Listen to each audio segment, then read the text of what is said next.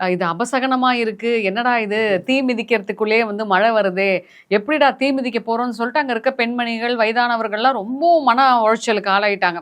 ஆக்சுவலா அந்த மாரி மழை வந்து தீ மிதிக்காம போயிட்டா அபசகனமா? அப்படிலாம் கிடையாது. அதாவது பார்த்தீங்கன்னா, கடவுள அணுகுறவங்க இன்னைக்கு பார்த்தீங்கன்னா, ஒருத்தர் நல்ல ஒரு மனிதர் இறந்தா கூட, மேல கருடர் சுத்துதுன்னு சொல்றீங்க. கும்பாபிஷேகத்துக்கு மட்டும் தான் வந்து கருடர் சுத்துவாரு. அது மாரி ஒரு நல்ல மனிதரு, ஒரு நல்ல தியாகியான ஒரு உள்ளம் கொண்டவங்க இறந்தா கூட மேல கருடர் சுத்தும். இது 2 விஷயம் ஆயிடுச்சுங்களா?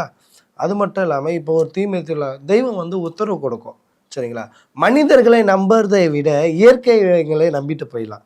அந்த நிலம், நீர், காற்று இந்த 5 பஞ்சபூதங்களையும் அழகா நம்பிட்டு போயிடலாம். அதாவது நம்ம யாருன்னா ஒருத்தர் அருள்வாக்கு சொல்றதோட, அந்த மலை சாட்சி சொல்லும், அந்த காத்து சாட்சி சொல்லும். இந்த மாரி நெறைய விஷயங்கள் நம்ம இயற்கையோட பயணிச்சோம்னா, அந்த வாழ்க்கை கோடி ரூபாய் கிடைத்தாலும் கிடைக்கக்கூடாத ஒரு விஷயம் அனுபவங்கள் கிடைக்கும். அது மாரி தெய்வம் வந்து முன்னெல்லாம் பார்த்தீங்கன்னா, மழை குத்தா உத்தரவுன்னுவாங்க. இப்போ வந்து நெல் பயிர் விதைக்கும் போதெல்லாம் பார்த்தீங்கன்னா, மழை பெய்யும் பார்த்தீங்களா? அந்த மேகம் நான் விதைச்சிட்டேன், மழை வருமா வராதான்ட்டு தெய்வத்தலாம் வேண்டுவாங்க. அப்ப அந்த மேகம் சூழ்ந்து மழை கொடுக்கும். அந்த மாரி விஷயத்துல தெய்வம் கொடுக்கக்கூடிய ஒரு விஷயம் அற்புதங்கள் இதெல்லாம். அதுல வந்து இது அப்படி இப்படிலாம் சொல்றது முட்டாள்தனம். அதாவது இன்னைக்கு வந்து ஆன்மீகத்த வந்து இன்னும் இழிவுபடுத்திட்டு தான் இருக்காங்க.